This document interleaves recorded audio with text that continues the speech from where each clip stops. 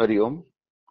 आज 16 जुलै 2025 आपण जोशी काकांसोबत बुद्धियोग या पुस्तकाचा अभ्यास करतोय. सगळ्यांना नम्र विनंती की आपण आपले ऑडिओ व्हिडिओ कृपया बंद ठेवावे. पुढील सूत्रे श्री जोशी काकांकडे. हरिओम.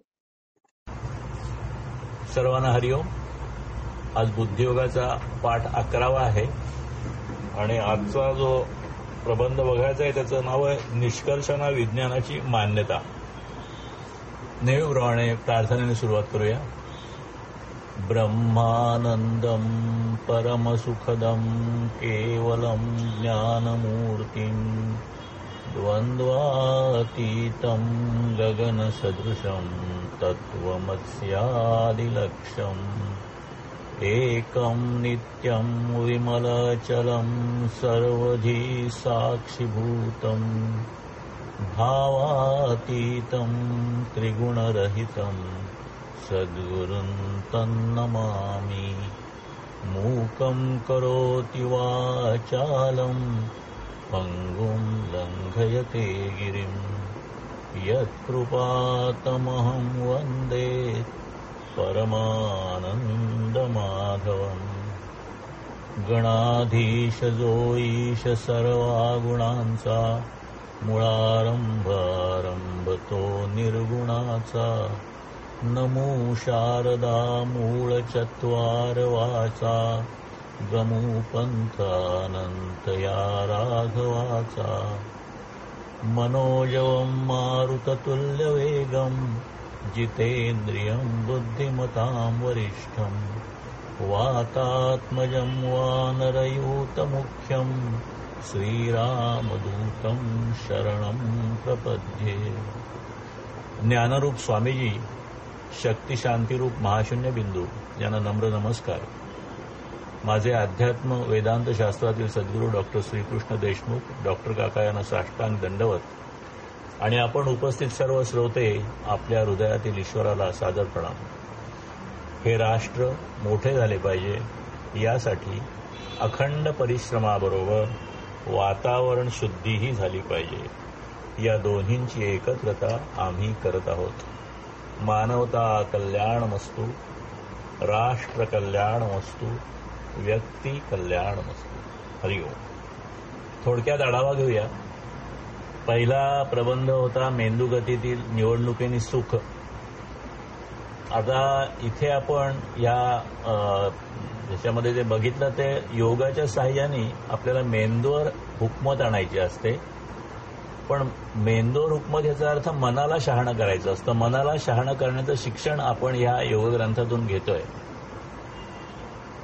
फक्त मन कुठे दिसत नाही आणि मेंदू दिसतो, मेंदूच्या रिॲक्शन दिसतात, म्हणून मेंदूच्या ऐवजी किंवा मनाच्या ऐवजी मेंदूच्या भाषेत आपण समजून घेतोय.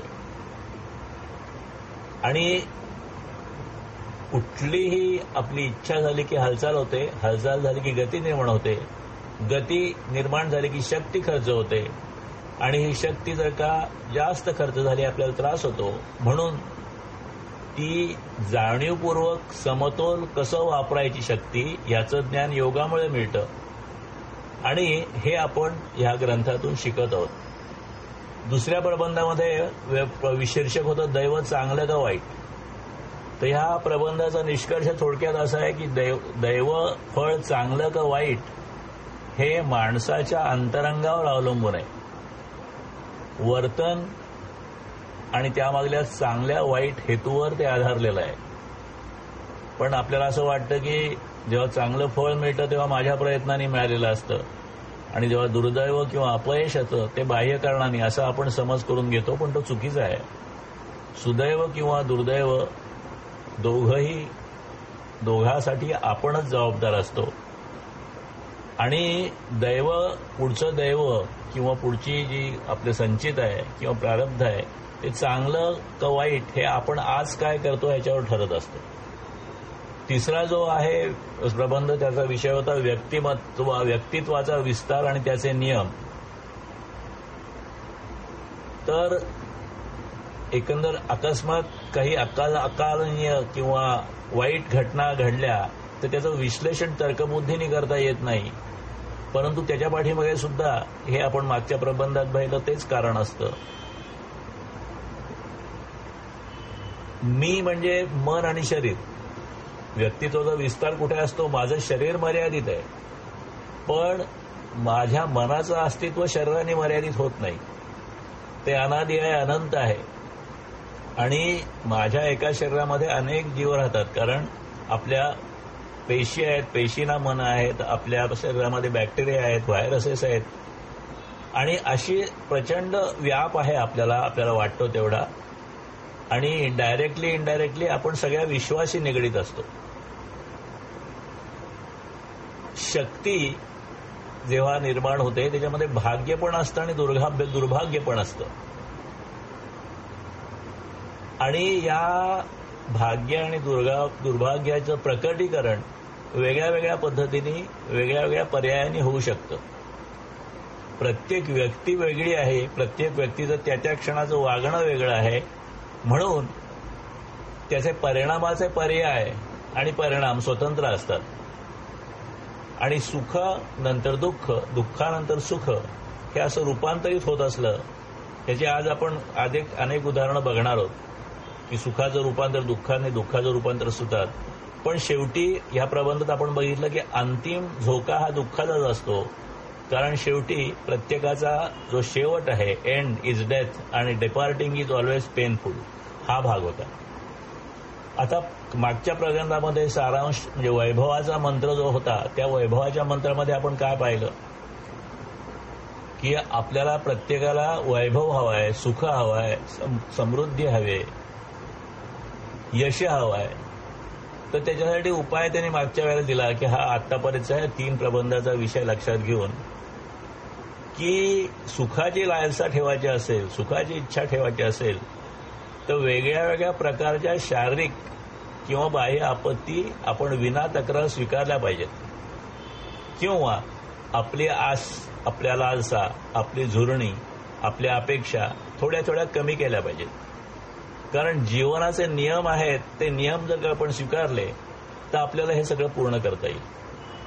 आणि म्हणून जर का काही मिळवायचं असेल तर काही त्याग करणं आवश्यक आहे, किंवा काही प्रमाणात दुःख स्वीकार किंवा शासन स्वीकार करणं आवश्यक आहे. हे आपण मागच्या वेळेला बघितलं. आणि मग त्याच्याप्रमाणे आपण मागच्या पाठामध्ये काही प्रार्थना स्वामीजींनी दिलेल्या आहेत ह्या पाठामध्ये की हे मिळवायचं आहे तर ही प्रार्थना करा, हे मिळवायचं असं ही प्रार्थना करा. त्या अशा 3-4 प्रकारच्या प्रार्थना बघितल्या. आणि मग त्याच्यात हेही बघितलं की ह्या प्रार्थनांचा किंवा ह्या मंत्राचा उपयोग करून हजारोंचा फायदा झालेला आहे. आणि त्याच्या आपण काही केस स्टडीज पण बघितल्या. क्युअर विदाउट मेडिसिनच्या मराठी याची जी मराठी आवृत्ती आहे त्यातल्या पुस्तकातल्या. आणि ह्या सगळ्या प्रार्थना किंवा या सगळ्या मंत्रांचा प्रयोग करून फायदा होतो. पण आपण जो प्रार्थना करू किंवा आपण जो एक प्रकारचा संकल्प करू, त्या संकल्पामध्ये प्रामाणिकपणा पाहिजे, स्वपरिश्रम पाहिजे, सातत्य पाहिजे, निष्ठेने केलं पाहिजे, तर फायदा होतो. आणि ही बऱ्याच वेळा थोडीफार कमतरता जास्त प्रमाणात असू शकतं. म्हणून रेसिप्रोसिटीच्या प्रार्थनांचा परिणाम, जो मंत्राचा वैभवाचा मंत्र दिलेला आहे त्याचा परिणामामध्ये अनिश्चितता असू शकते, परंतु जर का प्रामाणिकपणे फायदा केला तर हजारो लोकांचा फायदा झालेला आहे. आता ह्या सगळ्या 4 प्रबंधामध्ये आपण 2-3 गोष्टी बघतोय. एक म्हणजे योगसाधना बघतोय आणि दुसरी गोष्ट म्हणजे सुखासाठी दुःख स्वीकार किंवा निष्काम कर्म. निष्काम कर्म काहीतरी करायला पाहिजे, काहीतरी दुःख स्वीकार करायला पाहिजे. मग आज ह्या वेळेला आपण थोडं कर्म म्हणजे काय, निष्काम कर्म म्हणजे काय, निष्काम उपासना म्हणजे काय. कारण आपण मागच्याही काही पाठामध्ये बऱ्याच वेळा बघितलं की निष्काम कर्म असेल तर आपलं चित्त शुद्ध होतं, आणि निष्काम उपासना असेल तर आपलं चित्त शांत होतं. आणि शुद्ध आणि शांत चित्त असतं हे आपल्या पारमार्थिक प्रगतीसाठी आवश्यक असतं. कारण ते नसेल तर पारमार्थिक प्रगती किंवा पुढचा जो काही भाग आहे परमार्थाचा तो होत नाही. तर मग ह्याच्यासाठी कर्म म्हणजे काय, निष्काम कर्म म्हणजे काय आणि निष्काम उपासना म्हणजे काय, ह्याच्यावर थोडा आज विचार करू आपल्या या प्रबंधाकडे जाण्याच्या अगोदर. कर्म म्हणजे काय, आपण माणसांनी कळत नकळत केलेली कुठलीही क्रिया, म्हणजे शारीरिक असो वाचिक म्हणजे बोलण्याचे असो, मानसिक असो, व्यवहार असो, हे सगळं कर्म आहे. आता आपण श्वासोश्वास करतो हेही कर्म आहे, आपलं अन्नपचन होतं हेही कर्म आहे. परंतु हे जे कर्म आहे हे सहज होत असतं. परंतु आपण जे काही संकल्पाने करतो आणि जागेपणी करतो ते कर्म साधारणतः कर्म म्हटलं तर ह्याला कर्म. आता हे कर्म जे आहे हे कर्म किती प्रकारचं असतं तर शास्त्राने ह्याची थोडीशी विभागणी केलेली आहे. 2-3 प्रकारची विभागणी आहे. त्यातली पहिली विभागणी अशी आहे, तो पहिलं क्लासिफिकेशन असं आहे की विहित आणि निषिद्ध. विहित याचा अर्थ ते योग्य आहे, करायला सांगितलेलं आहे. त्याच्यामध्ये नित्यकर्म, नैमित्तिक कर्म, काम्य कर्म वगैरे ह्या सगळ्या गोष्टी येतात. आणि काही गोष्टी निषिद्ध आहेत, त्या करू नका असं सांगितलेलं आहे. आता फॉर एक्झाम्पल चोरी करू नका असं सांगितलेलं आहे, हे निषिद्ध कर्म आहे. आणि सत्य बोलावं असं सांगितलेलं आहे, हे विहित कर्म आहे. म्हणजे 2 प्रकार आहेत. आता ह्याचे खूप उदाहरणं देता येतील, पण आपल्याला थोडक्यात बघायचं आहे. एक विहित कर्म, एक निषिद्ध कर्म. दुसरं एक क्लासिफिकेशन असं आहे, संचित कर्म, प्रारब्ध कर्म आणि क्रियमाण कर्म. हे आपण बऱ्याच वेळा मागच्या वेळेला बघितलेलं आहे. संचित म्हणजे मी देह आहे, मी कर्ता आहे अशा बुद्धीने माणसानी ह्या जन्मात आणि मागील अनंत जन्मात जी कर्म केलेली आहेत आणि ज्या कर्माच्या फलभोगास आरंभ झालेला नाही अशा कर्माचा साठा, म्हणजे केलेल्या कर्माचं संचित निर्माण होतं. या संचितातला काही भागच प्रारब्ध म्हणून पुढे येतो. परंतु प्रारंभ भोगात जो म्हणजे त्याचा प्रारब्ध म्हणून ज्याचं कन्व्हर्जन झालेलं नाही संचिताचं, याचा सगळ्याचा साठा म्हणजे संचित असतं. प्रारब्ध म्हणजे काय, त्या संचितातून म्हणजे त्या साचलेल्या परिणामातून ज्या कर्माचा फलभोगास आरंभ होऊन म्हणजे त्यातलं काही मॅच्युअर होतं आणि ते मॅच्युअर झाल्यानंतर आपलं प्रारब्ध तयार होतं. ह्या सगळ्या अध्यात्मातल्या संकल्पना आहेत, पण आपण ह्या समजून घेतोय कारण हे आपल्याला कॉम्प्लिमेंटरी आहेत समजून घेण्यासाठी, पुढचे विषय समजण्यासाठी.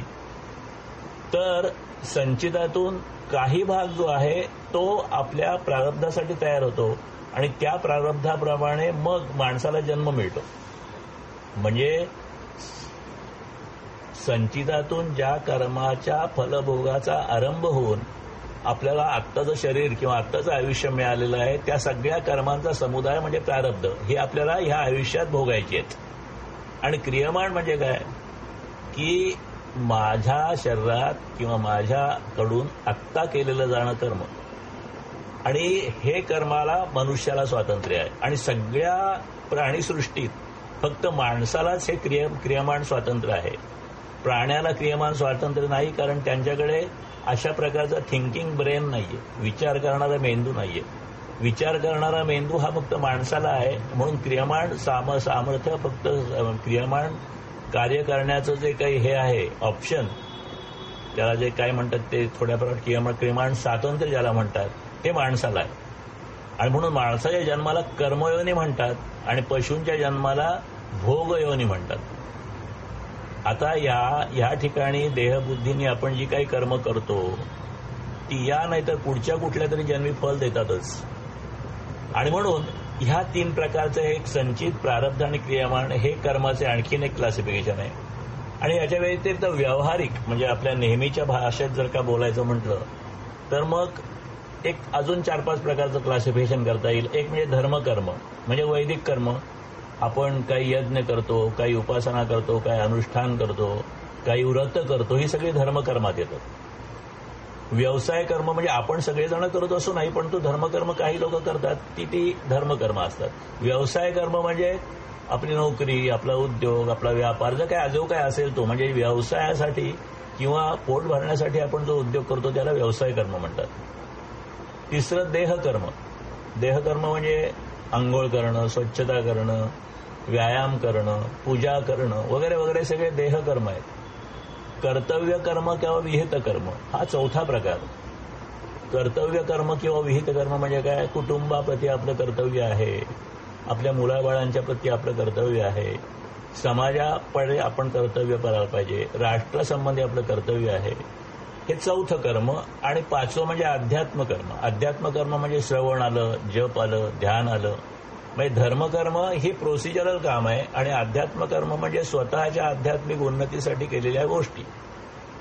अशा पद्धतीचे 5 क्लासिफिकेशन आपल्याला करता येईल. एक धर्मकर्म, व्यवसाय कर्म, देहकर्म, कर्तव्य कर्म आणि अध्यात्म कर्म. आता ह्या प्रकारे जी कर्म आहेत ही निष्काम कर्म करायची म्हणजे काय, म्हणजे निष्काम कर्म म्हणजे काय.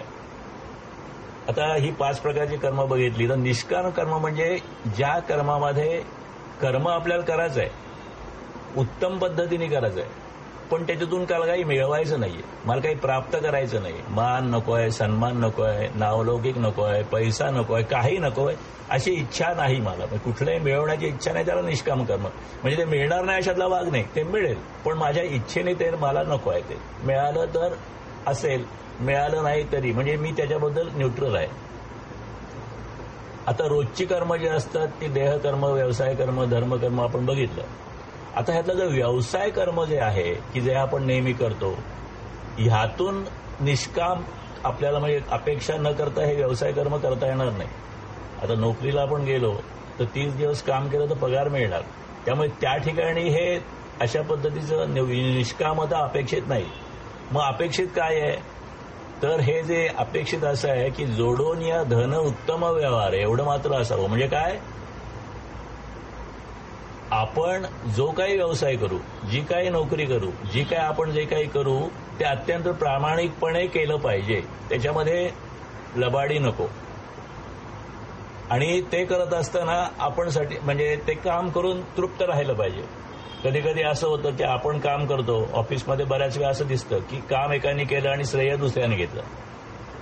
एखाद्याला बढती मिळणं योग्य असतं, त्याला मिळत नाही आणि दुसऱ्याला नाही मिळाली तर असं आपल्या बाबतीत झालं तर संतापाने आपलं जळभळाट होऊ नये. म्हणजे व्यवसाय कर्मातून पैसे मिळेल किंवा त्याला जे काही तुम्हाला त्याचं जी अपेक्षा आहे, रिटर्न्स आहे ते मिळाले पाहिजेत, परंतु त्याच्या बाबतीत आपण तसे न्यूट्रल राहिलं पाहिजे.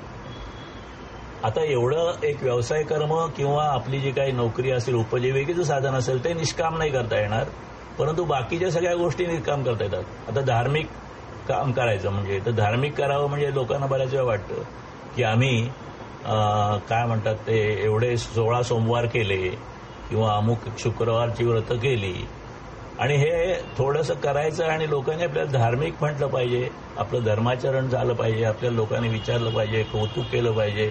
अशा पद्धतीने कर्म करू नयेत, ही निष्काम करावी. आपण कर्तव्य कर्म करतो. आल्या बऱ्याच वेळा आई मुलाचा सांभाळ करते, वडील पैसे मिळून प्रपंचाचा आर्थिक भार सांभाळतात.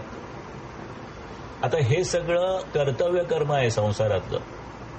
पण मुलाने मोठं झाल्यावर मला सांभाळावं अशी जर का आई वडिलांची अपेक्षा असेल तर ते निष्काम कर्म होत नाही. म्हणजे मुलांचा सांभाळ करणं, मुलांना शिक्षण देणं, मुलांना संस्कार देणं हे काम आपलं कर्तव्य म्हणून करायचं. परंतु त्याच्यामध्ये मुलांकडून अपेक्षा ठेवली तर ती, कारण बऱ्याच वेळा त्या अपेक्षेतूनच पुढे दुःख निर्माण होतं, अनेक ठिकाणी दुःख निर्माण होतं. असं म्हणून आई वडिलांना सांगितलंय की तुम्ही तुमचं मुलांना व्यवस्थित सांभाळा, पण मुलांना जे म्हणजे विहित कर्म सांगितलेलं आहे शास्त्रामध्ये, त्यांनी सांगितलं मुलांना सांगितलं तुम्ही आई वडिलांची काळजी घेतली पाहिजे, परंतु आई वडिलांनी अशी अपेक्षा ठेवली नाही पाहिजे. नाहीतर काय होतं, बऱ्याच वेळा असंच होतं ना की एवढे वर्ष मुलाला सांभाळला, अगदी तळहाताच्या घोडासारखा सांभाळला, सगळं केलं, त्याच्या एवढ्या खस्ता खाल्ल्या, एवढं रक्त आटवलं, एवढं हाडाचं पाणी केलं, एवढं सगळं होतं आणि शेवटी तो 24-25 वर्षाचा झाला. 25व्या वर्षात त्याच्या आयुष्यात कुठली तरी एक त्याची ही येते, स्त्री येते आणि ती त्याला घेऊन जाते आणि मग त्रास होतो. आणि म्हणून निरपेक्ष पद्धतीने जेवढं करता येईल तेवढं मुलांचं, म्हणजे निष्काम कर्म ही संकल्पना आपण समजून घेतोय. व्यवसाय कर्म सोडून बाकी सगळी कर्म निष्काम पद्धतीने करता येतात आणि व्यवसाय कर्म सुद्धा निष्काम आहे जेव्हा आपण त्यातून वाईट गोष्टी काही करत नाहीत आणि वाईट पद्धतीने, अशा पद्धतीने हे निष्काम कर्म आहे. आणखीन एक उदाहरण नेहमी आहे की गृहिणींना बऱ्याच वेळा वाटतं की आपल्या घरात म्हणजे घरात आपल्या कामाची कोणीच कदर करत नाही. आपण एवढा चांगला स्वयंपाक करतो, कोणी कधी चांगला स्वयंपाक झाला म्हणत नाही. पण असं जर का अपेक्षा राहिली, म्हणजे अपेक्षा असणं चूक नाही, पण अपेक्षा ठेवली तर बऱ्याच वेळा मग वाईट वाटून घेण्याचा प्रश्न येतो. आणि म्हणून जर का निष्काम कर्तव्य म्हणून हे काम केलं तर प्रसन्न राहतात. आता हे सगळं जे निष्काम कर्म केलं तर त्याचं काय होतं, त्याचं फळ आपल्याला मिळतं, पण ते लौकिक स्वरूपात नसते. म्हणजे पैसा, मान, सन्मान अशा दृश्य स्वरूपात नसतं. तर त्यांनी काय होतं की असं जर का आपण कर्म केलं आणि ह्या कर्माने आपण समाधानी राहिलो तर हळूहळू आपलं अंतःकरण शुद्ध होत जातं. आपली जे चित्त असतं ते शुद्ध होत जातं. आपण डिस्टर्ब होत नाही. हळूहळू डिस्टर्ब म्हणजे वाईट जे हेलकावे असतात, चांगले वाईटपणाचे, ते कमी होतात. अंतःकरण शुद्ध होतं आणि मग असं शुद्ध अंतःकरण परमार्थासाठी किंवा परमात्म्याची एकरूप होण्यासाठी योग्यतेचं होऊ शकतं. अर्थात ही एक प्रकारे मोक्षाची पूर्वतयारी होते. म्हणजे शास्त्रशुद्ध निष्काम कर्म कशासाठी आवश्यक आहे, तर त्याच्यातून आपल्याला आपली पारमार्थिक उन्नती करून घ्यायची आहे, समाधान ठेवायचं आहे, आपल्याला चित्त शुद्ध ठेवायचं आहे आणि त्यासाठी निष्काम कर्म करायचं असतं. निष्काम उपासना, जसं कर्म आहे तशी एक उपासना हा एक भाग आहे याचा. म्हणजे कसल्या पारमार्थिक जे काही आपण करायचं असतं त्याच्यासाठी. आणि इथे काय आहे, मग भक्ताच्या आचरणामध्ये भक्त म्हणजे काय आणि उपासना, भक्ती म्हणजे काय आणि उपासना म्हणजे काय हे आपण आधी समजून घेऊ. विभक्त नाही तो भक्त, देवाशी तो 100% एकरूप झालेला आहे तो भक्त. आणि असं कोणीच नसतो, फारच क्वचित असतात. आणि उपासना म्हणजे काय, देवाशी हळूहळू जवळीक साधण्याची जी काही प्रोसिजर आहे त्याला उपासना म्हणतात. म्हणून उपासकाच्या आचरणात कधीही पाप नसावं. तो भक्त पण सकाम नसावा. म्हणजे देवाची भक्ती करतोय पण ह्याच्यासाठी करतोय, त्याच्यासाठी करतोय, मुलीचं लग्न व्हायला पाहिजे म्हणून करतोय, मुलाला नोकरी चांगली लागायला पाहिजे म्हणून करतोय, ट्रान्सफर व्हायला पाहिजे, ही अशा पद्धतीची भक्ती नसावी. नंतर सारखे देव बदलू नये, कुठल्या तरी एका देवतावर अखंड निष्ठा ठेवलेली असावी. आता देवावर जर का आपण खऱ्या पद्धतीने भक्ती केली किंवा उपासना केली आणि त्या पद्धतीने आपण एक सातत्य ठेवलं तर हळूहळू आपल्या वर्तनात बदल होतो.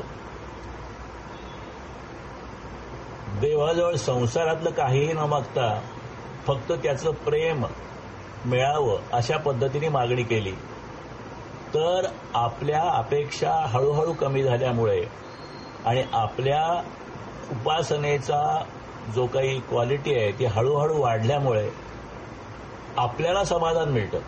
आपलं अंतःकरण जे आहे ते शांत व्हायला लागतं.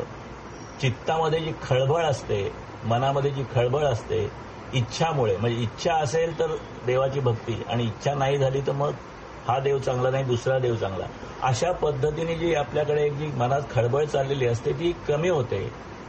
आणि म्हणून शेवटी माणसाला त्याच्या प्रारब्धामुळे किंवा स्वतःच्या चुकामुळे सुद्धा बऱ्याच वेळा देवाची भक्ती करून सुद्धा गोष्टी मिळत नाहीत.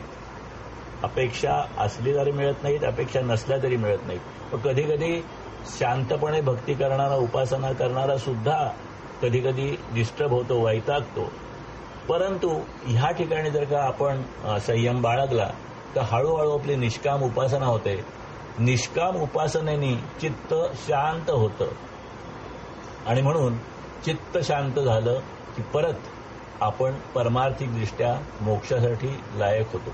अर्थात मोक्षासाठी आपल्याला प्रयत्न करायचा अशातला भाग नाही, परंतु ह्या सगळ्या म्हणजे आता पुढचा भाग जो श्रद्धायोग आहे त्या श्रद्धायोगामध्ये आपल्याला एकंदर ह्या सगळ्या कन्सेप्ट पण नीट समजून घ्यायचे आहेत. आणि आत्ता इथे ह्या ज्या सगळ्या प्रार्थना दिलेल्या आहेत त्या प्रार्थना कर्माच्याच प्रार्थना आहेत आणि ते कर्म हळूहळू ह्या पद्धतीने आपल्याला इकडे न्यायचं आहे.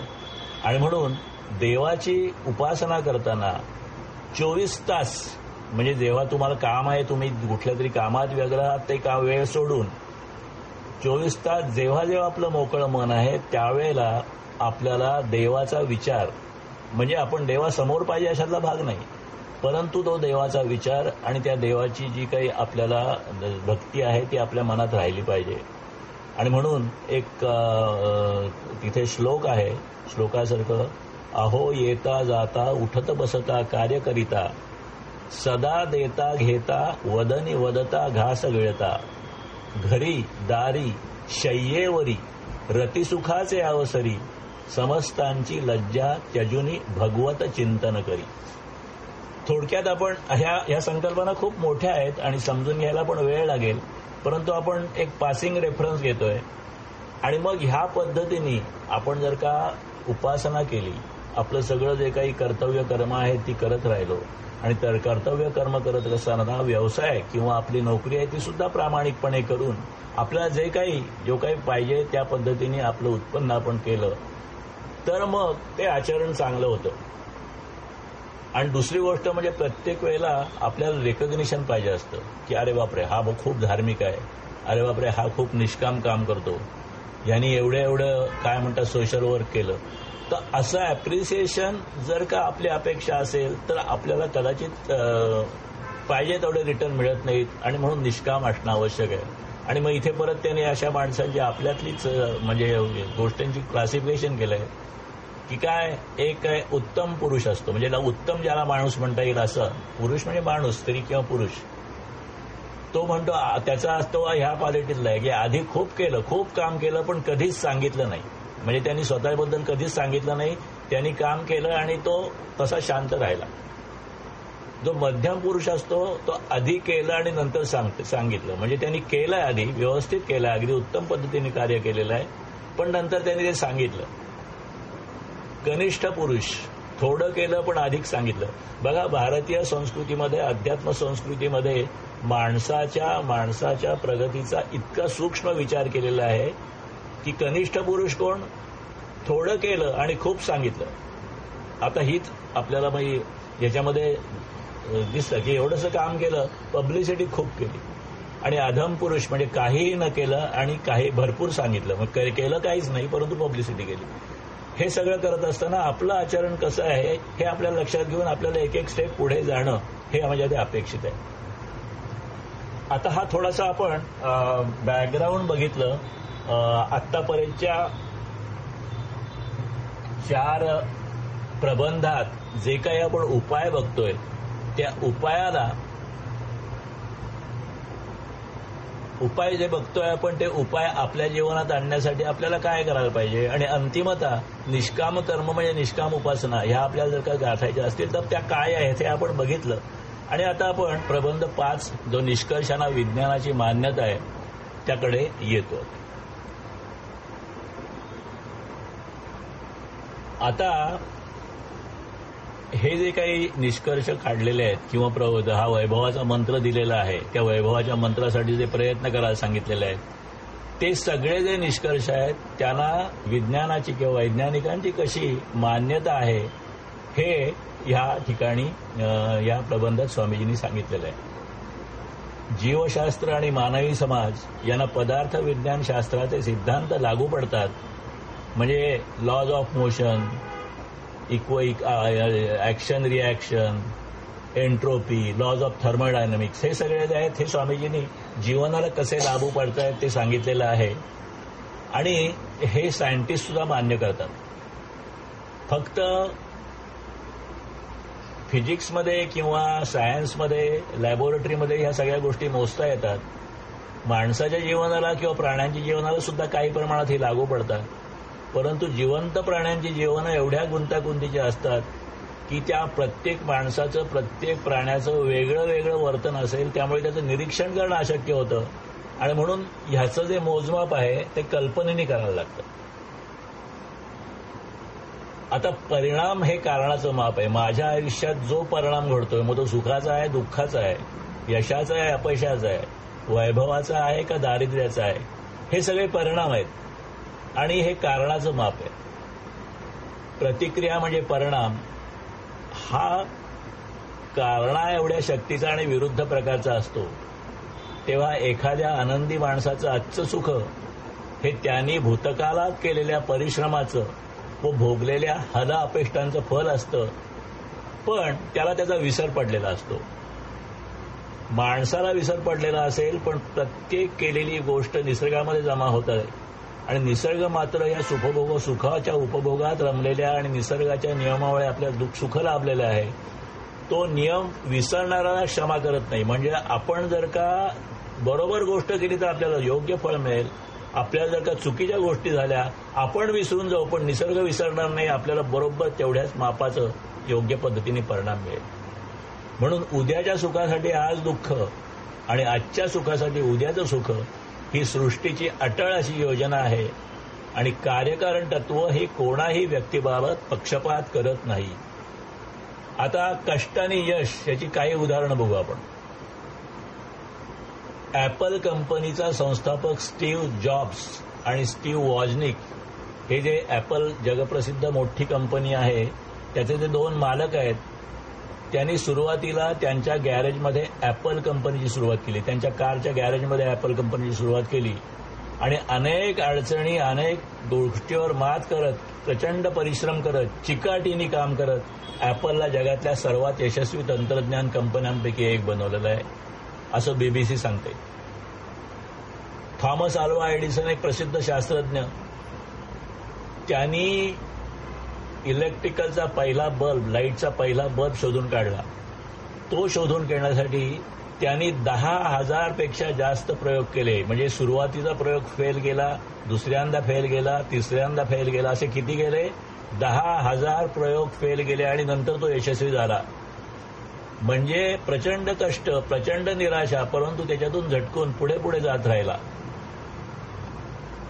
तिसरं उदाहरण आहे सचिन तेंडुलकरचं. लहानपणापासून अगदी शाळेत असल्यापासून कठोर मेहनत घेतली. अनेक वर्ष अगदी चांगली म्हणजे टेस्ट मॅच चालू असताना रात्रभर जागून टीव्हीच्या समोर बसून सगळं सराव केला, मेहनत केली आणि क्रिकेटच्या थोडक्यात आपण उदाहरणं बघतोय. आता एखाद्या विद्यार्थ्याला परीक्षेत चांगलं मार्क मिळवायचे असतील तर त्याला नियमित अभ्यास करणं आवश्यक आहे. रोज पहाटे उठायला पाहिजे, अभ्यासाचं टाइम टेबल करायला पाहिजे, मेहनतीने चिकाटीने. थोडक्यात परिश्रमाने यश मिळतं, कष्टानंतर फळ आहे. एखाद्या व्यक्तीला व्यवसाय सुरू करायचा असेल, नवीन व्यवसाय सुरू करायचा असेल तर त्याला आधी नक्की काय करायचं ते समजलं पाहिजे. त्याच्यासाठी कठोर परिश्रम केले पाहिजेत, नियोजन केलं पाहिजे, योग्य दृष्टिकोन केला पाहिजे, योग्य पद्धतीने त्या सगळ्या व्यवसायाची उभारणी केली पाहिजे. ह्याला कॉझॅलिटी म्हणतात. म्हणजे चांगला प्रयत्न चांगलं यश मिळवण्यासाठी चांगला प्रयत्न करायला लागतो. याला कार्यकारण भाव किंवा कार्यकारण तत्व म्हणतात. अगदी सोप्या भाषेत सांगायचं तर प्रत्येक घटनामध्ये काहीतरी कारण असतं. कारणाशिवाय काही घडत नाही आणि काही घडलं तर त्याला कारण असतं. कारण म्हणजे एखादी गोष्ट घडण्यामागे जे घडतं त्याला कारण म्हणायचं. परिणाम म्हणजे ज्या घटनेवर कारणामुळे परिणाम होतो ती घटना म्हणजे परिणाम. उदाहरण, आपण जर का एखाद्या पेटीला ढकललं, एखाद्या जड पेटीला आपण ढकलण्याचा प्रयत्न केला तर ती पेटी आपल्या पायाला ढकलत असते. पण जर का अजून जोर लावला तर पेटी सरकते. म्हणजे इथे आपण कॉज आणि इफेक्ट, एक कॉज आहे एक इफेक्ट आहेत. आता हे सगळं जर का आपण समजून घेतो, हे कॉमन सेन्सच्या गोष्टी आहेत, त्याच्यामध्ये वेगळं समजून घेण्यासारखं काही नाहीये. पण प्रत्येक घटना इतर घटनांशी जोडलेली असते आणि त्याचा एकमेकावर परिणाम होतात. हे आपल्याला आपल्या जीवनातल्या जेव्हा कठीण समस्या येतात किंवा आपल्याला न समजणाऱ्या गोष्टी होतात त्यावेळेलाही आपल्याला समजायला पाहिजे. कार्यकारण तत्व आपल्या जगाच्या घटना कशा घडतात ते समजून घ्यायला आपल्याला मदत करते. आपल्या जीवनातल्या घटना कशा घडतात ते समजून घ्यायला मदत करते. आपल्या भविष्यातील घटनाचा अंदाज घेण्यासाठी आणि त्यासाठी नियोजन करायला मदत करते. अशा पद्धतीने हा कार्यकारण भाव म्हणजे कॉझॅलिटी समजून घेणं आवश्यक आहे. आता मगाशी आपण बघितलं दुःखाचं, कष्टाचं रूपांतर सुखात होतं. आता सुखाचं रूपांतर दुःखात. म्हणजे एखाद्या गोष्टीचा किंवा परिस्थितीचा अनुभव घेताना सुरुवातीला आनंद किंवा सुख मिळतं. म्हणजे आपल्याला एखादी गोष्ट आवडते, एखादी परिस्थिती आवडते आणि ती योग्य पद्धतीची गोष्ट मिळालेली, योग्य पद्धतीची परिस्थिती निर्माण झालेली आहे तर त्याला सुरुवातीला आपल्याला सुख मिळतं, आनंद मिळतं.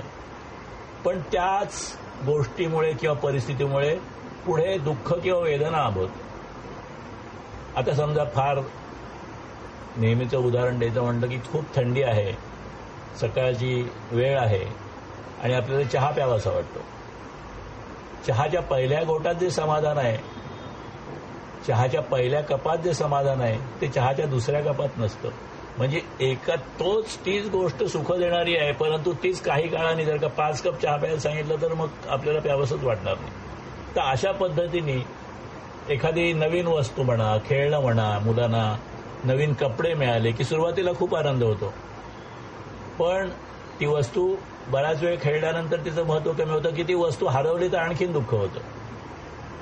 नवीन नोकरी मिळायला खूप आनंद होतो, पण त्या नोकरीत कामाचा ताण आला, वरिष्ठांशी पटलं नाही तर दुःख होऊ शकतं. अशा अनेक उदाहरणं आहेत. म्हणजे सुरुवातीला सुख आणि नंतर त्याचं रूपांतर दुःखामध्ये.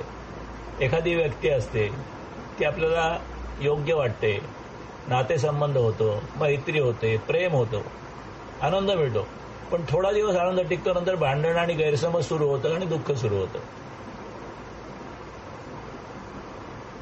सुखाचं दुःखात रूपांतर होण्याची जी काही अनेक कारणं असतात, त्यातली काही कारणं अशी, अपेक्षाभंग एक कारण आहे, परिस्थिती बदलणं हे दुसरं कारण आहे, समज गैरसमज हे आणखीन एक कारण आहे, अवास्तव अपेक्षा हे एक कारण आहे, क्षणिक सुख असतं आणि त्यामुळे क्षणिक सुख क्षणिक दुःखात रूपांतर होतं. अशा पद्धतीने सुखाचं रूपांतर दुःखात होतं, हाही अनुभव घेतो आपण. म्हणजे सुखाचं दुःखात रूपांतर, सकाळी आपण थंडी पडली की मॉर्निंग वॉकला जायला सुरुवात करतो. मॉर्निंग वॉक केला की बरं वाटतं. म्हणजे साधारणतः आपण 100 काय म्हणतात 1 किलोमीटर 1.5 किलोमीटर गेला तर बरं वाटतं, पण सगळ्या 6, 7, 8, 10 किलोमीटर गेलं तर ते परत दुखणं, आपल्याला चालणं सुखदायी वाटत नाही. 30 दिवस आपण नोकरी करतो तेव्हा 1 दिवसाचा पगार मिळतो. म्हणजे 1 दिवसाच्या पगाराचा आनंद मिळण्यासाठी 30 दिवस नोकरी करायला लागते. आता ह्या सगळ्या गोष्टी आहेत. आता साधू जे काय करतात, म्हणजे स्वामीजीने हे उदाहरण दिलेलं आहे की तपश्चर्येच्या योगाने शारीरिक वेदनांची जाणीव नाहीशी करू शकतात. म्हणजे आपण शारीरिक वेदना झाल्या तर औषध घेतो, साधू तपश्चर्याच्या प्रयत्नांनी ही जाणीव नाहीशी करू शकतात. आणि इतकी सवय ते करतात की खिळ्याच्या बिछाण्यावर निजण्याची कसरती सुद्धा ते करू शकतात. आणि काही ठिकाणी रंगीत काचा खाणं, ऍसिड पिणं यासही प्रकार होऊ शकतात. म्हणजे हे जरा अघोरी प्रकार झाले, परंतु ह्या पद्धतीने आपल्याला हा जो सुखाचा मंत्र आपण मागच्या पाठात बघितला, जे काही मंत्र बघितलेले की मला एक सुख पाहिजे, त्यासाठी हे सगळे दुःख येणार आहेत हे मला नियम कळलेला आहे, तरी सुद्धा मी ते सुख सोडणार नाही, असा जर का मंत्र असेल तर आपल्याला ते सुख मिळेल, त्याच्यावरती दुःख मिळेल. किंवा दुसरा आहे की मला सुख पाहिजे, त्यासाठी दुःख येणार हे माहिती आहे, म्हणून आधीच मी काही दुःख स्वीकार करणार आहे. तर अशा पद्धतीचे हे सगळे जे नियम आहे ते नियम हे, आणि हा बुद्धियोग आहे बघा, आपण बुद्धीच्या तर्काच्या आधारावर हे नियम समजून घेण्याचा प्रयत्न करतोय. आता एक त्याचा दुसरा एक डायमेन्शन आहे, तेवढं आपण बघूया या पाठात दिलेलं. अॅमिबा अमर आहे. म्हणजे अॅमिबा म्हणजे एकपेशीय प्राणी जो आहे त्याला मृत्यू नाहीये, आणि माणसाला दररोज मृत्यू आहे जवळजवळ, म्हणजे माणूस मर्त्य आहे. आणि हो, हे विधान बरोबर आहे सायंटिफिकली. अॅमिबा एकपेशीय जीव आहे, कारण ती एक पेशीची 2 पेशी होतात, 2 पेशीच्या 4 पेशी होतात. ती पेशी कधीच मरत नाही, त्यामुळे त्याला नैसर्गिक मृत्यू नाही. पण माणूस बहुपेशीय जीव आहे. मानवी शरीर अनेक अवयवांनी बनलेलं आहे आणि प्रत्येक अवयवाची स्वतःची अशी विशिष्ट कार्यप्रणाली आहे. हार्ट वेगळ्या पद्धतीने चालेल, लंग वेगळ्या पद्धतीने चालेल, मेंदू वेगळ्या पद्धतीने चालेल. आता ही सगळी ऑर्गन्स आहेत, त्या हजारो पेशी आहेत, त्या सगळ्या पेशीमध्ये माणसाचं जीवन चालतं. मानवी शरीराचं आयुष्य मर्यादित आहे. अॅमिबाला आयुष्य मर्यादित नाही, माणसाला आयुष्य मर्यादित आहे. जसजसं वय वाढतं तसं शरीराचे अवयव कमकुमत होऊ लागतात आणि शेवटी ते कार्य करणं थांबवतात. त्यामुळे मृत्यू येतो. त्यामुळे माणूस मर्त्य आहे आणि अमिबा हा अमर आहे. हे कशासाठी आपण बघतोय? दुःख हे सुखाचं मोल आहे. माणसाला सुख मिळालेली आहेत. प्राणीसृष्टीत सर्वात जास्तीत जास्त सुख माणसाला मिळालेली आहेत आणि त्याबरोबर तेवढीच दुःख सुद्धा आलेली आहेत. अर्थात हा विषय आपण मागच्या मध्ये काही पाठामध्ये पण बघितलेला आहे. म्हणजे भाग्ययोगाच्या म्हणा किंवा विषययोगाच्या म्हणा. पृथ्वी तलावर अगदी प्राथमिक स्थितीतील जीवजंतू प्रोटोझोआ जे असतात ते अमर असतात आणि त्यांच्या मते अगदी साध्या आणि प्राथमिक अवस्थेतले जीव असतात ना ते सुद्धा नैसर्गिक मृत्यूपासून दूर ठेवले जातात. जंगली जी जनावरं असतात त्यांना सहसा रोग होत नाहीत. ताप आला, फ्लू झाला, व्हायरस इन्फेक्शन झालं, हा जंगल म्हणजे नॅचरल स्टेजमध्ये जाणाऱ्या जनावराला असलं काही होत नाही, असं हे मत थॉम्सन यांनी व्यक्त केलेलं आहे. सर थॉम्सन म्हणजे ही कोट्स आहेत आपल्या बुद्धियोगातली. रानटी प्राणी व रानटी वनस्पती यांच्यावर बांडगुळासारखे जीव किंवा वनस्पती जगत असतात, पण त्यामुळे त्यांना झिजवणारे किंवा शरीराचा ऱ्हास करणारे रोग होत नाहीत. माणसाच्या शरीरावर दुसरे प्राणी नाही जगू शकत, पण ह्या वनस्पतींच्यावर जगू शकतात. आणि जर का माणसाच्या शरीरावर जर का काही असे म्हणजे काय म्हणतात किडे वगैरे झाले तर खूप त्रास होतो. आणि ह्या लोकांना सुद्धा म्हणजे हे जे प्राणी असतात हे प्राणी जेव्हा आपण पाळतो आणि पाळलेल्या प्राण्यांना मग बरेच जास्त रोग होऊ शकतात. थोडक्यात सुखाचा संबंध जो आहे तो दुःख स्वीकाराशी आहे. दुःख स्वीकार एक पद्धतीने किंवा अनेक पद्धतीने तो करावा लागतो. ज्यावेळी एखाद्या जनावराची किंवा पक्ष्याची फाजील निगा राखली जाते त्याला नैसर्गिक स्थिती सोडून एका ठराविक ठिकाणी दाटीदाटीने राहावं लागतं आणि थंडी वाऱ्यापासून त्याचं नीट रक्षण केलं जात नाही. त्यावेळी त्या शरीरावर जगणारे जंतू असतात ते जोर करतात आणि प्राण घेतात. तर हे जे उदाहरणं दिलेली आहे की अशी आहेत की नैसर्गिक स्थितीमध्ये प्राणी जगतात ते एक वेगळ्या पद्धतीने जगतात. त्यांना आयुष्याच्या मर्यादा असतात तिकडे. तोच जर का समजा प्राणी जर का घरात पाळला गेला तर त्याला जास्त चांगल्या पद्धतीच्या फॅसिलिटी मिळतील, त्याचं जीवन कदाचित वाढेल, परंतु त्याला मग त्याचे जे काही नैसर्गिक प्लस पॉईंट्स आहेत ते नसतात. आता बाणगुळ आहे. बाणगुळ ही एक वनस्पती दुसऱ्या झाडावर जडते. त्या झाडातून पाणी आणि पोषक तत्व शोषून घेतं, कारण ती पूर्ण परजीवी नसते पण काही गोष्टीसाठी दुसऱ्यावर अवलंबून असते. आता रानटी प्राणी आणि वनस्पतीमध्ये पण असं सिम्बॉयसिस आहे. किंवा रानटी प्राणी म्हणजे कुठेतरी मी वाचलं की मगर जे असते पाण्यातली मगर, ती मगर जेव्हा काहीतरी खाद्य खाते म्हणजे कुठलं तरी मांस तिच्या तोंडात असतं त्यावेळेला ती आव असून ठेवते. म्हणजे कारण तिच्या त्या दातातले मांसचे तुकडे असतात ते तिला काढता येत नाहीत. मग पक्षी येतात ते मांसाचे तुकडे खातात आणि ती त्यावेळेला कधीही तिचं तोंड मिटत नाही. म्हणजे त्या पक्ष्यांना ती कधी त्रास देत नाही. तर अशा प्रकारचं सगळं जीवन जे आहे ते जीवन एकमेकावर अवलंबून आहे. आणि अशा प्रकारच्या जीवनामध्ये सुद्धा आपल्याला असं दिसतं की एका प्रकारचं सुख आहे तर एका प्रकारचं दुःख आहे, एका प्रकारचं दुःख असेल तर एका प्रकारचं सुख आहे. आणि सर्वात प्रगत जो माणूस आहे त्या माणसाला हजारो प्रकारची मेडिसिन्स किंवा फार्मास्युटिकल्सची इंडस्ट्री, नवीन नवीन ड्रग निघत आहेत, परंतु ते सगळे असले तरी आणखीन नवीन रोग निर्माण होतात. तर अशा पद्धतीचं माणसांनी जे काही सुख मिळवलेलं आहे त्याबरोबर त्याला दुःख सुद्धा निर्माण झालेलं आहे. आणि म्हणून योग्य पद्धतीने दुःख स्वीकार करून योग्य पद्धतीने प्रतिगतीचा स्वीकार करून जो मागच्या प्रकरणातल्या प्रार्थनामध्ये दिलेला आहे त्या पद्धतीने माणसांनी आपलं जीवन जे आहे ते निसर्गाच्या बरोबर आणावं. हाल अपेष्टा सोसण्याची आणि त्याप्रमाणे सुखभोग घेण्याची शक्ती प्राणीमात्रांनी कशी कमावली याचा क्रम फ्रीडलँड यांनी स्पष्टपणे सांगितलेला आहे. स्वामीजींनी पुस्तकात दिलेला आहे. प्रत्येक प्राण्यामध्ये मुख्य प्रवृत्ती असते ती भोवताच्या परिस्थितीत बदल झाला की त्याला प्रतिक्रिया करायची. त्याखेरीज प्राणी जगू शकत नाही. हा प्राणी रचनेने जितका साधा व मज्जातंतूंची रचना जितकी प्राथमिक तितकी त्याची इतर इंद्रियांच्या द्वारा ही प्रतिक्रियेची शक्ती अधिक. बदलणाऱ्या परिस्थितीला आपण बदललं पाहिजे. ही प्रतिक्रियेची शक्ती साध्या प्राण्यामध्ये खालच्या प्राण्यामध्ये जास्त आहे. मज्जातंतूंची विशिष्ट रचना आणि त्यामुळे प्राण्याची जसजशी उत्क्रांती होत जाते तशी तशी अस्तित्वात त्या उत्क्रांतीतून नवीन गुंतागुंतीच्या रचनेचे प्राणी निर्माण झाले.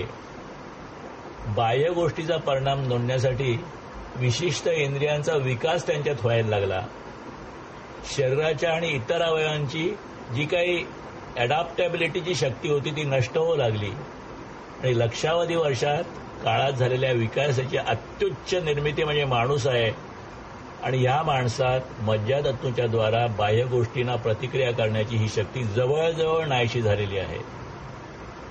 औषधाशिवाय आपल्याला योग्य पद्धतीने बरं वाटत नाही. प्राणीसृष्टीत जसजशी उत्क्रांती होत गेली तसतसं रोगाचे प्रमाण वाढत गेलं असं दिसून येतं.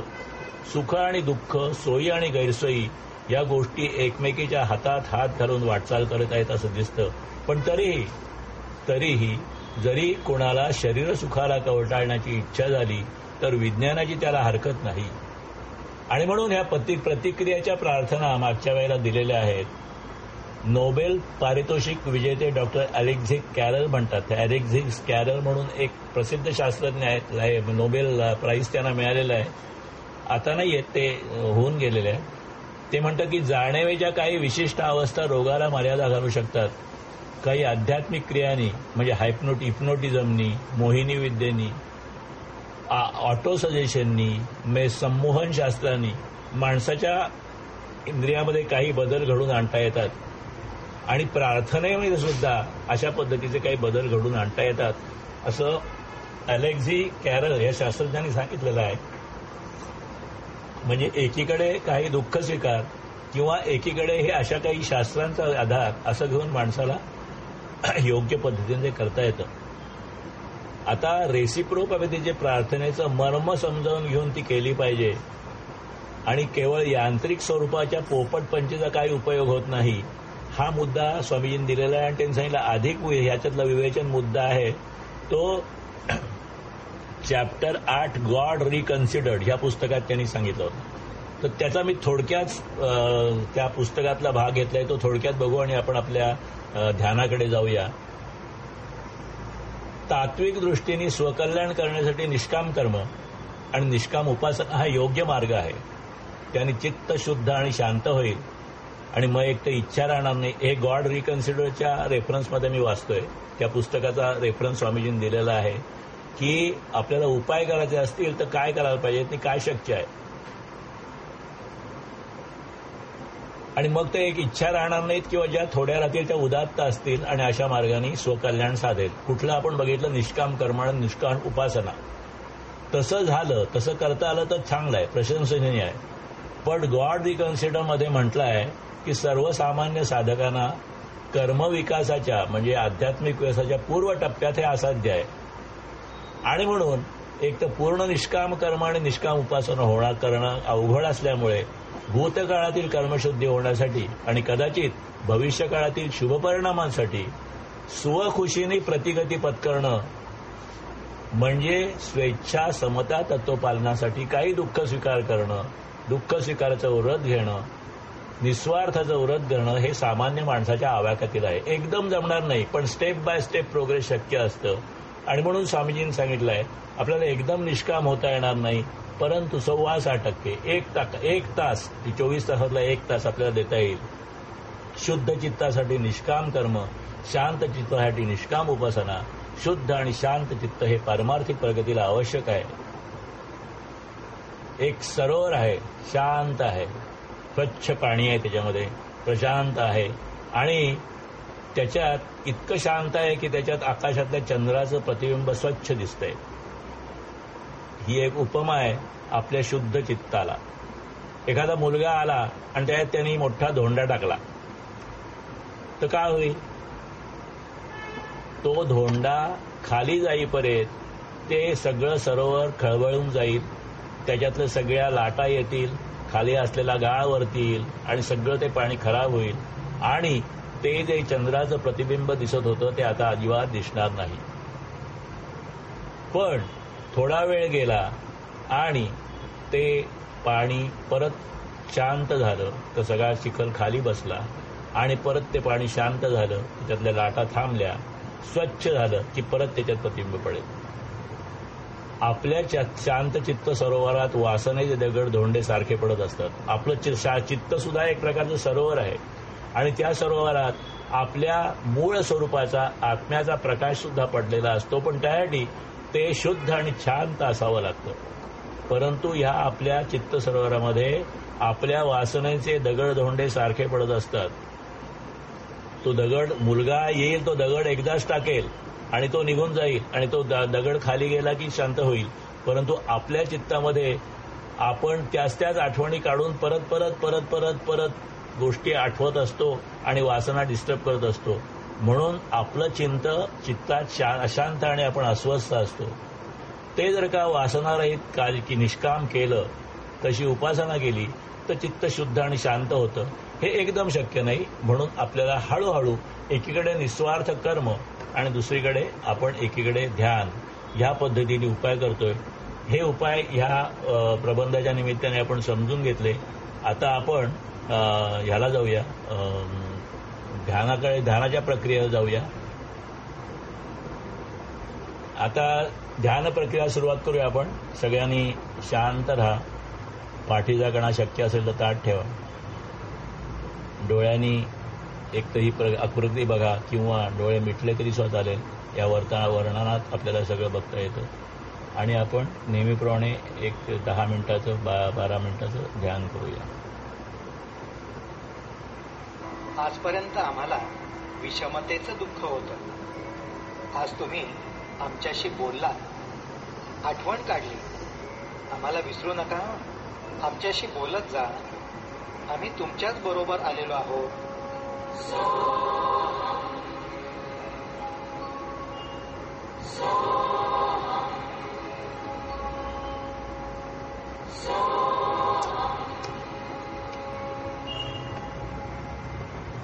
पण हे जीवा, तू असं शरीरातल्या अब्ज पेशींशी थोडंच बोलणार आहेस. सगळ्या पेशींना एकत्र म्हणून हे बोललास, ठीक केलंस. आता हा संवाद 6 मुख्य ठिकाणी घडवायचा आहेस. कोहम, सोहम ही प्रश्नोत्तर मनातच ठेव आणि तुझ्या शरीरातल्या खालच्या भागांपासून सुरुवात कर. मांडी घालून बसला आहेसच तर कमरेच्या मागच्या भागापासून मेंदूपर्यंतचा भाग निवडूयात. तोच महत्वाचा आहे. हे जीवा, तू तुझ्या जाणीवेचा प्रचंड साठा पाठकण्याच्या खालच्या टोकाला करून ठेवला आहेस. तेथे कितीतरी वाटांनी तुझी शक्ती येते आणि जाते. शरीरातल्या या मागच्या पहिल्या चक्राचं नाव आहे मूलाधार चक्र. हा चौक महत्वाचा आहे. स्वच्छतेची केंद्र इथंच आहे. जीव निर्माण करण्याची हत्यारं इथंच आहे. हे प्रथम शुद्ध करायला हवं. जा, या चौकामधून नसानसांच्या वाटांनी समतेचा, ओजाचा, शक्तीचा संदेश पोहोचव. पहा पहा, अगदी तळातून एक सूक्ष्म ओज वर वर येत आहे. किती तेज त्याचं, केवढी दीप्ती, रंग सांगता येणार नाही. तरीही सर्व बाजूंनी लखलखतं तेज. बिंदूत साठवलेलं ब्रह्मांड वर वर येत आहे. पण तुझं ध्यान बिंदूवरच राहू दे. बाकीचं काम तेजाच्या उलट्या धारा आपोआप करतील. या चौकात तू यशस्वी झालास.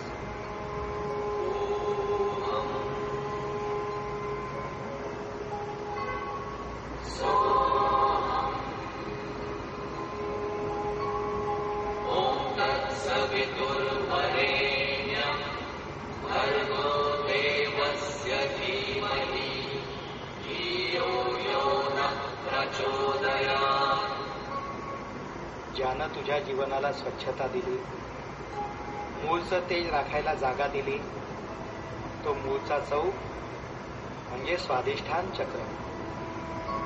ते तू ओलांडत आहेस. तेथे पुन्हा प्रश्न विचार.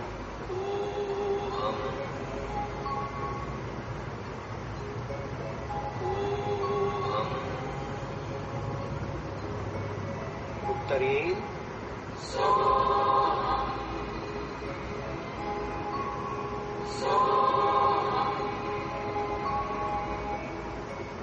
तेच तेज, तेच तेज.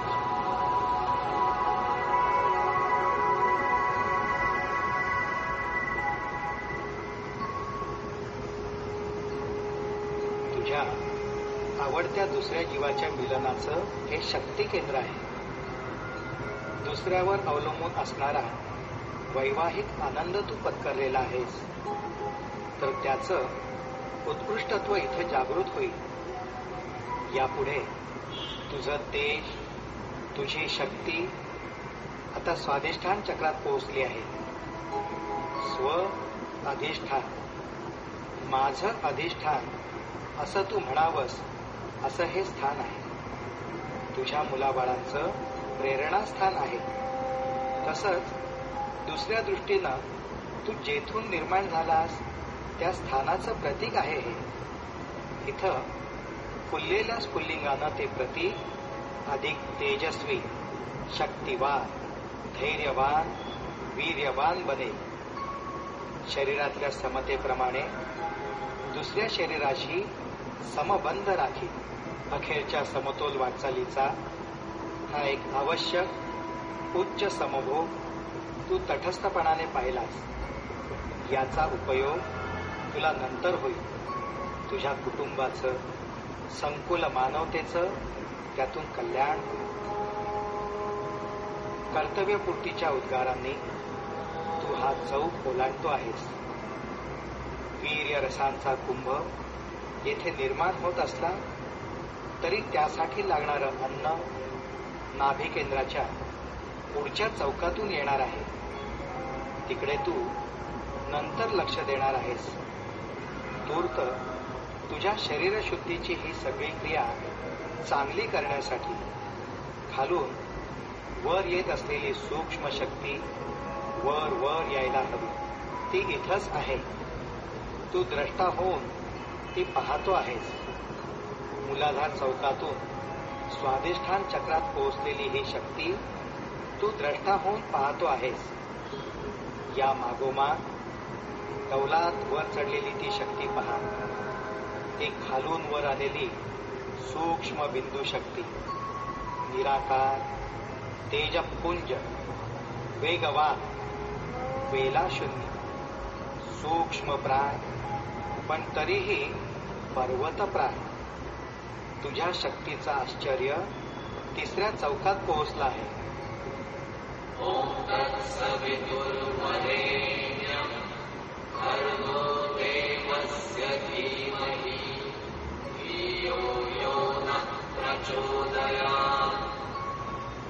तिसरा चौक किती भव्य आणि महत्वाचा. नाभी केंद्रात, मणिपूर केंद्रात जसा दुसरा मेंदूच अवतरलेला आहे. पोटातले निरनिराळे अन्नरस, रसशक्ती याचं रूपांतर करण्याचं विलक्षण काम इथं चहूवाटाने होत आहे. याची शुद्धी तू एकाग्रतेने करतो आहेस. या सर्व कार्याला तू नम्र नमस्कार कर. त्याची चौकशी ओहम न करणार आहेसच. तुझ्या सर्व अन्नाचं सुरेख शक्तीत रूपांतर करणारे हे तुझे पेशी सहकारी आहेत. त्यांना दिवसभर शांतीने वागव. संतापाचे लोट तू आत पोटात सोडणार नाहीस. त्यामुळे तुझं अन्न शुद्धच राहील. अशी तुझी बुद्धी शुद्ध राहू. याही चौकात तू यशस्वी झाला आहेस.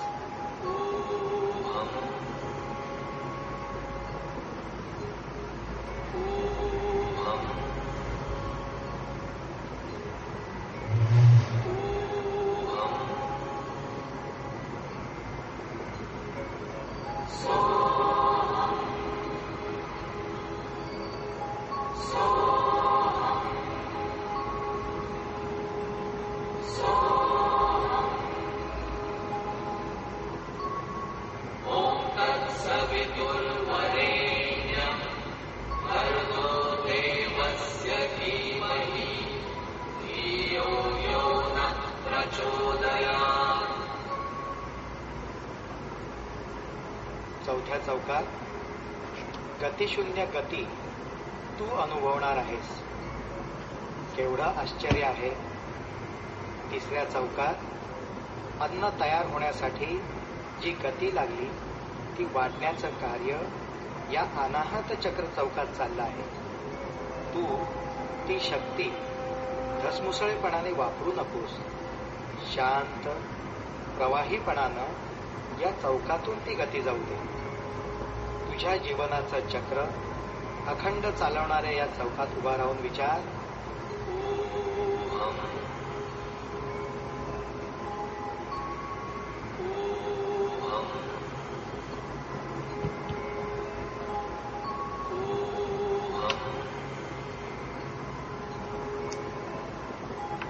केवढी निरव शांतता, निस्तब्ध शांती, अगदी शांत शांत.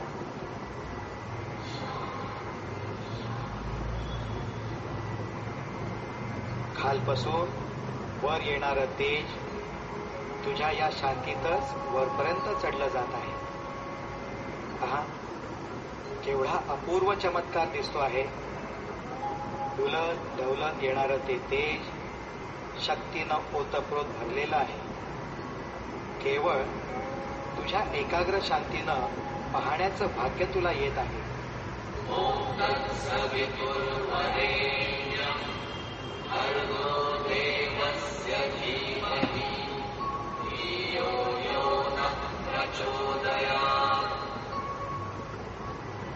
पाचव्या चौकापर्यंत तू मजल मारलीस.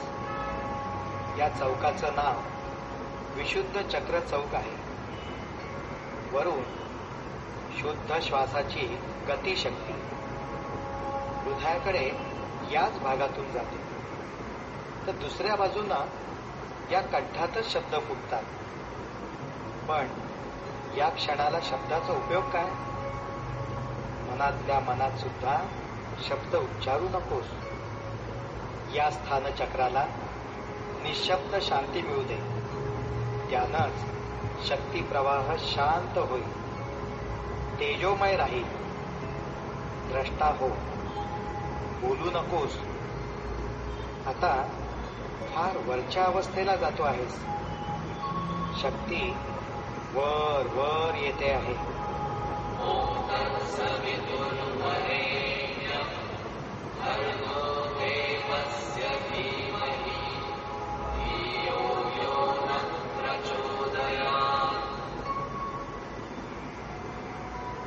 सहाव्या आणि अखेरच्या केंद्रामध्ये शक्ती वर आलेली आहे. या केंद्राचं नाव आहे आज्ञाचक्र.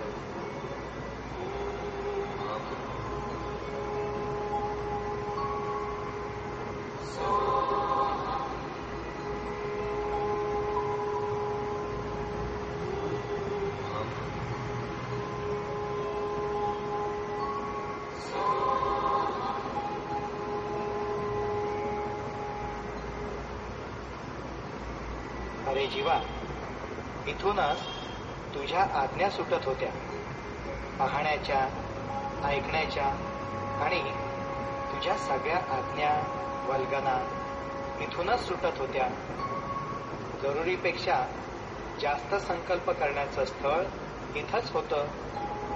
याच पेशींच्या साह्याने तू सगळ्या महत्वाकांक्षेच्या पाठीमागे सगळी शक्ती उधळत होतास. ठीक आहे, तुझ्या महत्वाकांक्षा पुऱ्या होण्यासाठी शक्ती राखशील का नाही? उत्तम उन्नतीसाठी काही काळ शांती पाहिजे. ती तुला इथल्या पेशींशी समजूत करूनच साधे. तर मनानं सुद्धा पाहायचं थांबव. अगदी पूर्ण पूर्ण पूर्ण. आता पूर्ण कल्पना शून्य हो. शांत हो. शांत शांत शांत.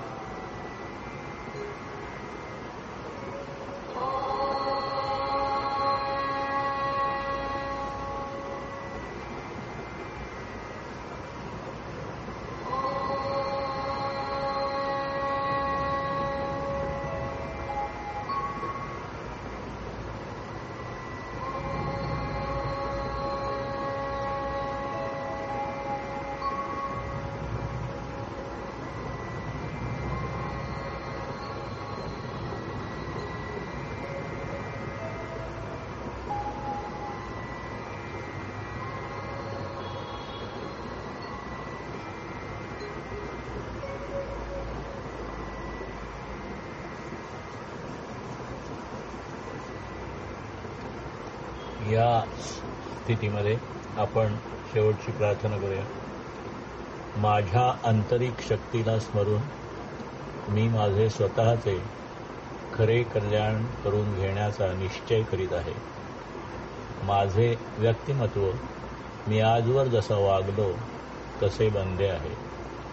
यापुढील माझ्या प्रेरणा चांगल्या राखण्याचा मी निश्चय करीत आहे.